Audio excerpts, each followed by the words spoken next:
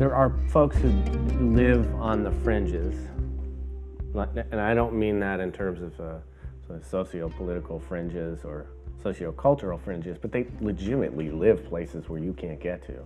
The cultural value isn't that they want to live away from others, but they want to live away from systems because they do not trust systems. When I think of the word absenteeism, to me it is an indicator of an unhealthy system and often a not equitable system.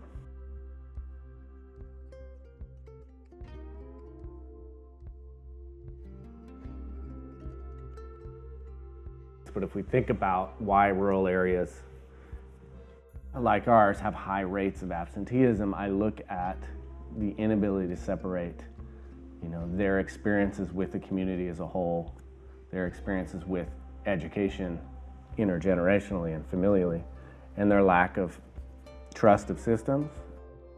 I think of absenteeism as a symptom, just like I would a cough as a symptom of a flu.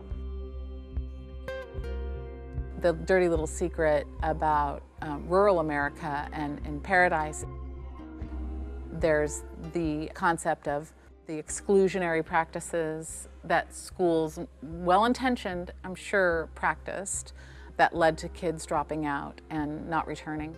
We have a really taxed behavioral health system. We have a few nonprofits that do the best they can, but we don't touch the need that children in this county have. One of our frustrations as a student services department has been that a lot of resources historically available to us have been offered through a very urban lens.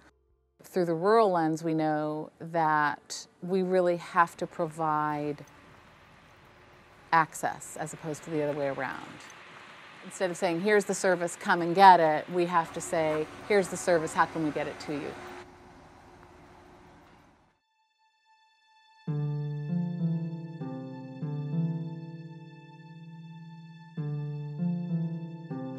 So we see a devastating fire that annihilates, 3 different communities.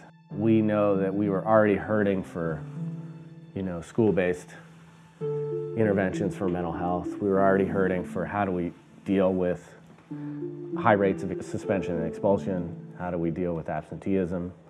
How do we deal with, growing sense of students feeling not a part of their system and their community? And the fires really just magnified that.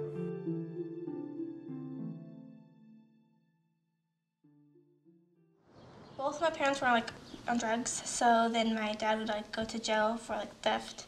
So it would just be my mom and then her friends. So my parents would be too busy doing what they were doing that they wouldn't take me to school. Or if I would ride on the bus, they wouldn't be able to pick me up. So I'd be by myself in a random place.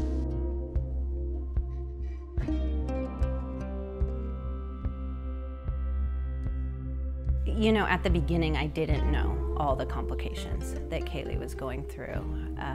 A lot of times, you can tell that there's things going on with people's families, and you don't ask per se, but the stories come out, especially when they do spend time feeling like when they take their downtime in your classroom, their stories will come out, and often we get in conversations about what's going on. When my mom was sick, that's the only thing she wanted me to do.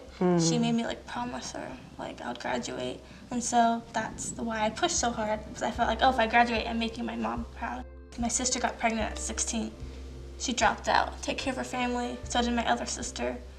My brothers just fought too much in high school and got kicked out and went to jail. So for them, it would be harder. And you were the youngest Yes. of 7. Mm-hmm. She seen me as actually being able to make it.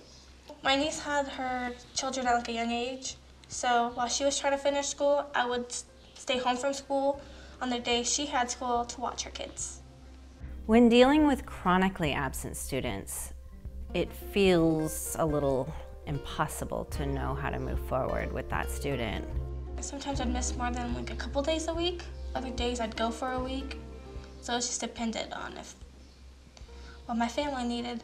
I'd come back and we'd be on a different topic. So I'd just be well, I didn't finish the last topic, and then I'd feel like I was behind. It's hard not to immediately judge that student and immediately judge that family. And the challenge is to have an open ear. When I think of chronic absenteeism, I think one of the most devastating pieces of it is if that's a child in a family who's already experiencing a sense of isolation, that we know when you talk about healthy development and you talk about healing from adversity of any kind, isolation, social isolation is the absolute worst thing. When I was younger, it was a lot of me, and I wasn't asking for help, it was just a lot of me. And it took me a long time to ask for help.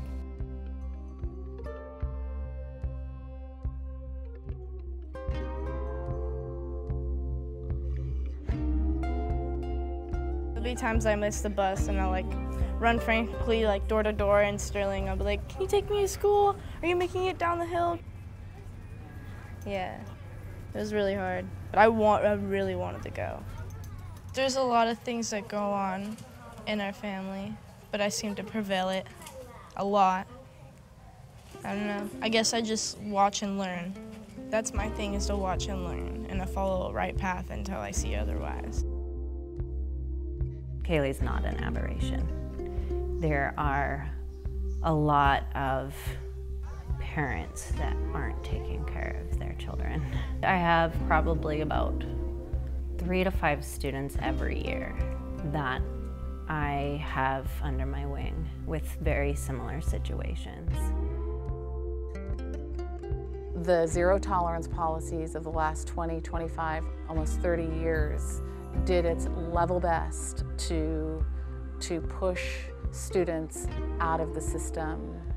And we excluded a lot of kids. I have seen it over and over and over again, how easy it is to dismiss kids and families. Because if they are problematic when they come to school, there's a collective sigh of relief when they no longer come to school.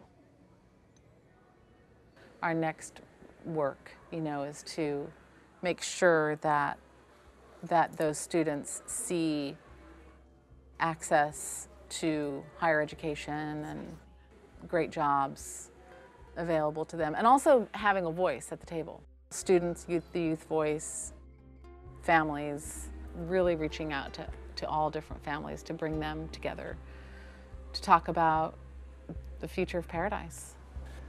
The solutions are going to be, I think, inextricably woven to our ability to be honest with what were the circumstances people lived and survived in before the fire. And can we seek to address some of those as we think about how to recover long term?